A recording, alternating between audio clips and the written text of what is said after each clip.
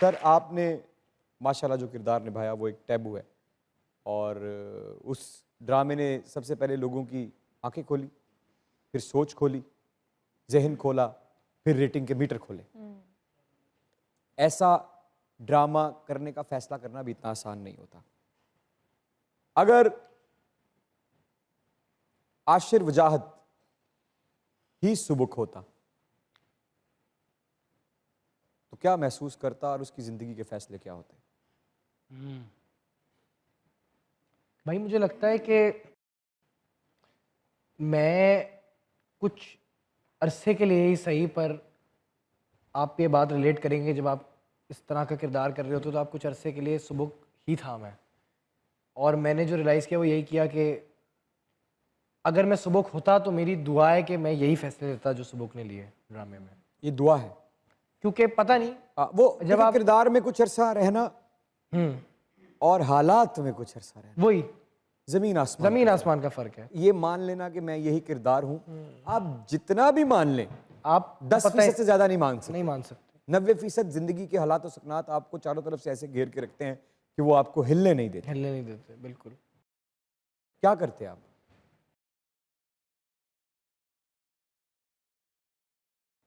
ये तो नहीं बता सकता क्या करता, लेकिन यही है कि जो सुबुक ने किया वही मैंने कहा कि मेरी आई विश कि मैं वही करूं जो उसने किया। लेकिन ये बात बहुत ज़रूरी है समझना कि मुश्किल फैसला है, और जो उन हालतों में होता है उस तरह की परेशानियां की पूरी दुनिया आपके सर पे टूट रही है। सोचिए कितना मुश्किल किरदार है, कितनी मुश्किल जगह है कि जिसने निभाया, जिसने उससे कामयाबी हासिल की, वो भी जवाब देने से पहले एक लंबे पॉज में चला गया और ये कहने लगा कि मैं दुआ करूंगा कि ऐसा हो जाए।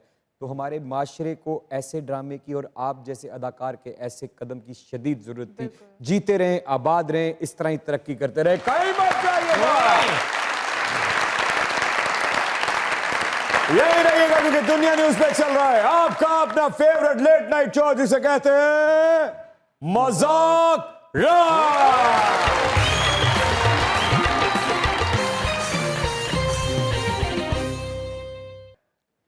क्योंकि वो मेरी नाज़नी मेरा ख्वाब थी, जैसे हो वो परी मेरे पास थी, मेरा राज थी, रह गई दिल में ही। वेलकम बैक टू मजाक रात।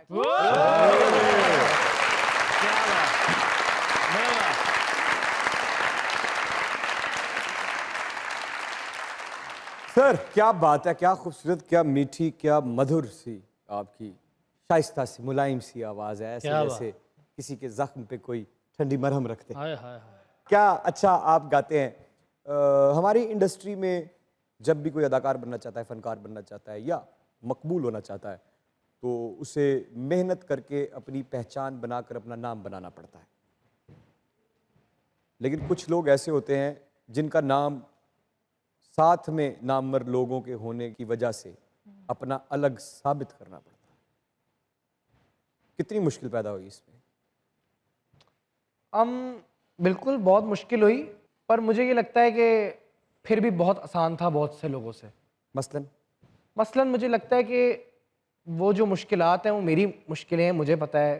थोड़ा एलैबोरेट करेंगे उन मुश्किलात को, क्योंकि बहुत से लोग हैं जो समझते हैं ये बहुत आसान है। आई फील लाइक देखें, जो ऑब्वियस चीज़ें वो यही है कि लोगों की एक्सपेक्टेशंस आपसे ज़्यादा होती हैं, ज़रा आपको वो गहरी नज़र से देख रहे होते हैं कि क्या ये करता है, ये अगर इसके लिए चीज़ें। और देखिए इसमें कोई डिनाइंग भी नहीं है कि जब आप ऑलरेडी किसी ऐसी फैमिली में पैदा होते हो तो आपके लिए चीज़ें वैसी आसान होती है, अपॉर्चुनिटीज़ आसान होती हैं। क्या आपको आसानी से मिली अपॉर्चुनिटीज़?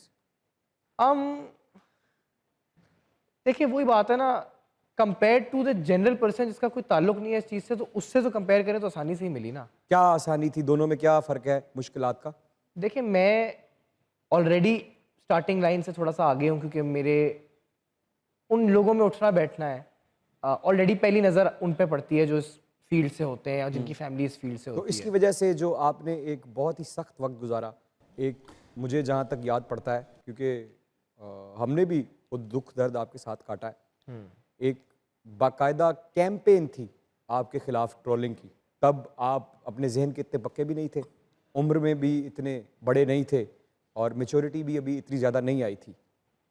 उस वक्त पे रोशनी डालना चाहेंगे, उससे क्या हासिल किया वो नहीं पूछ रहा, उससे क्या सीखा वो भी नहीं पूछ रहा, उस वक्त क्या महसूस किया वो पूछ रहा हूं।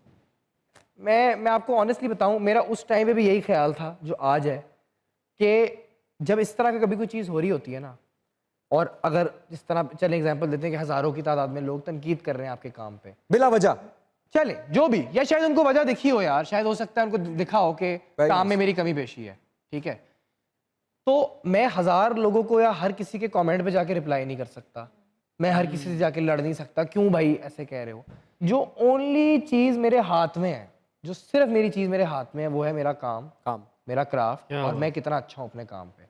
उस टाइम भी मेरा कसम से यही ख्याल था कि मुझे अपने काम में कोशिश करके इतना अच्छा होना है और मेहनत करनी है कि यार 1000 नहीं तो कुछ करके लोगों को विनर करें, उसी से कर सकते हो आप, और कुछ नहीं कर सकते। और ऐसा हुआ अभी बहुत, और मेरी नज़र में अभी बहुत, और वो तो आप देखें जी, है। आसमां और भी हैं, अभी मोहब्बत के इम्तिहान और भी हैं, लेकिन कैसा लगता है वही लोग, ऐसी आईडीज इंसान भूल नहीं सकता, उनकी डिस्प्ले पिक्चर्स, उनके यूजर नेम आपके ज़हन से नहीं निकलते। अब ऐसा होता है ना कि वही तारीफ कर रहे हैं, चले अच्छी, उनको कुछ समझ आ गया होगा, कोई करते काम, हैं ना? कोई काम मेरी, बिल्कुल। तो आई थिंक ये ही मेरी सबसे मेरे लिए खुशी की बात है। मैं आपको एक ऑनेस्ट बात बताऊँ, मेरे लिए अपने से ज़्यादा मेरी खैर है। मैं अभी भी काम कर रहा हूँ, पहले भी कर रहा था, मैं ऑनेस्टली कर रहा था, आपको पता है मैं बहुत ज़्यादा प्यार करता हूँ उस काम से जो मैं करता हूँ। अगर मुझे किसी चीज़ की खुशी है, जो आप सवाल पूछ रहे हैं, तो मुझे ज़्यादा इसलिए कि मेरी फैमिली खुश है। क्या बात, क्योंकि जब आपको इस तरह की कभी आप पे तनकीद हो रही होती है ना, तो आपको तो दुख हो रहा होता है, पर आपको दुख ये ज़्यादा हो रहा होता है कि यार मेरे फैमिली वाले भी डाउन हो रहे हैं, उनका बेटा है या जो भी है, या जो भी है वो देख रहे हैं। तो मुझे सबसे ज़्यादा खुशी जब भी किसी चीज़ की भी सक्सेस होता है, मेरा गाना हो या ड्रामा का थोड़ा बहुत सक्सेस हो, तो मेरी सबसे पहली खुशी होती है कि यार एटलीस्ट मेरे घर वाले खुश हैं कि यार उन्होंने सिर्फ तनकीद नहीं देखी है, बहुत अच्छी तारीफ भी देखी। जब आपने स्क्रिप्ट पढ़ा कफील का, आपको अंदाजा था कि ये इतना बड़ा हिट हो जाएगा और आपका किरदार इतना नुमाया हो जाएगा कि आप मेन स्ट्रीम हीरोज की लिस्ट में आके खड़े हो जाएंगे?